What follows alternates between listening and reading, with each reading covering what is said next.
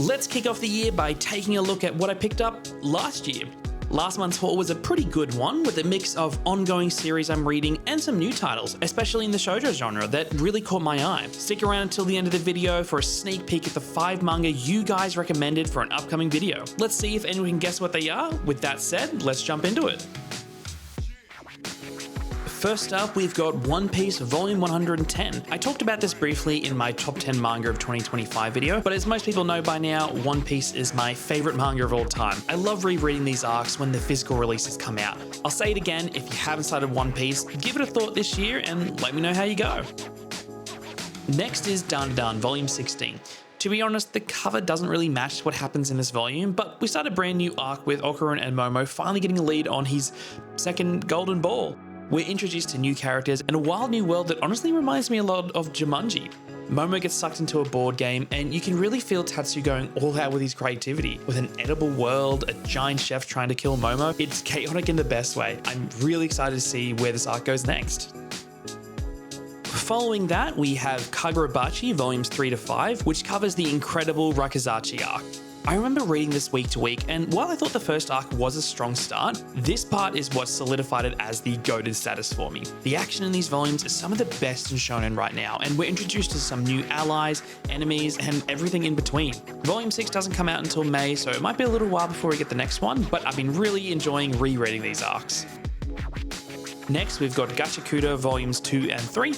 I absolutely love this series. I'm a massive fan of the urban street punk art style, very reminiscent of Tetsuya Nomura from Kingdom Hearts. The first volume introduced a fascinating world and power system, and these next 2 volumes expand on the wild cast that inhabits it. I could gush all day about the art, the graffiti done by the professional artists, the intense eyes, the thick lines, but honestly, the power system is what keeps me hooked.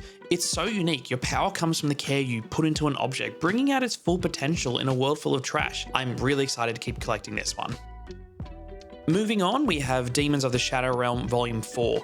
This is another series I've enjoyed every volume of. Here, Asa gets more time to shine after taking a bit of a backseat in the previous volume. It's awesome to see how his survival instincts work with both left and right, and he's starting to see how working in a team just benefits the entire battle. Arakara is a master of mystery, and I love how she just teases enough information to keep us hooked. We're never quite sure who to trust, and this volume ends on a really intriguing cliffhanger, and I can't wait to see what happens next.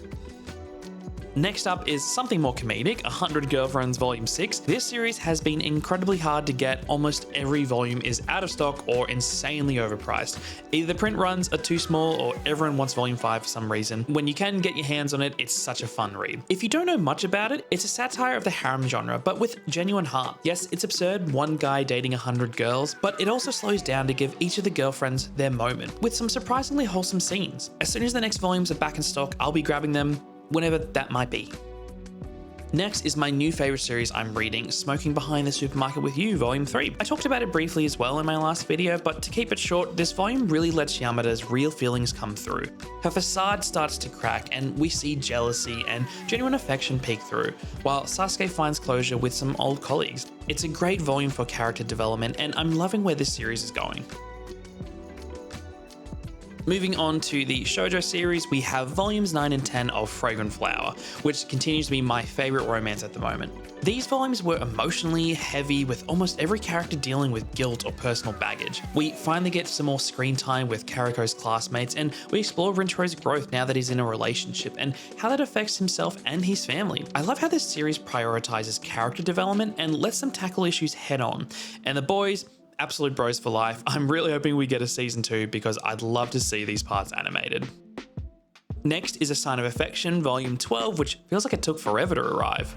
This volume gives us more character growth, especially for Oishi, who finally starts to move on from his resentment towards Itsuomi and accept their relationship. There are some great comedic moments, and it's nice seeing Yuki wanting to take more of an active role in her relationship. Hopefully, the next volume doesn't take too long. Now for a quick lightning round of series I'm collecting but haven't read yet, we have In the Clear Moonlight Dusk Volume 8, another one that feels like it took ages to release. The manga art is gorgeous and I definitely prefer it over the anime designs. Let me know down in the comments below what you think is better. Next, we've got Yona of the Dawn, volumes 36 and 37. We're getting very close to the end, with the series actually just wrapping up in December, and after more than 10 years, we finally have a season 2 announced. Thank God. Then we've got Nina of the Starry Bride Volume 2. This was out of stock forever, so I'm finally glad I'm able to continue this one. Then we've got the 20th anniversary edition of Nana. I've been meaning to read this one for so long, and the design absolutely caught my eye. I love the 20th anniversary of it with the tartan design on the paper, but I didn't realize it had been on hiatus since 2009. There may be rumors going around that she might continue the story this year, which will be really exciting. Next, we've got My Dear Detective Volume 1. The art style immediately grabbed me. A detective romance set in like the 1940s, 50s art style with the Studio Ghibli aesthetic. So really cool to get into this one. I'm really keen. And finally, we've got Colette Decides to Die Volume 1, another series with a really interesting premise, an apothecary looking after Hades. So I've been keen to start this one for a long time. I'll let you know how they all go in an upcoming video. And we've also got the 5 volumes that you guys recommended me to read. I'm not going to spoil what they are here, but I'll tease the cover just a little bit on the screen. Let me know down in the comments as well if you can guess what they are.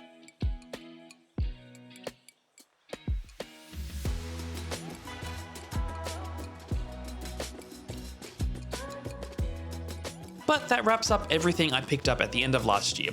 A solid haul with a lot of new series I'm excited to dive into. Thanks for watching, and I'll catch you in the next one.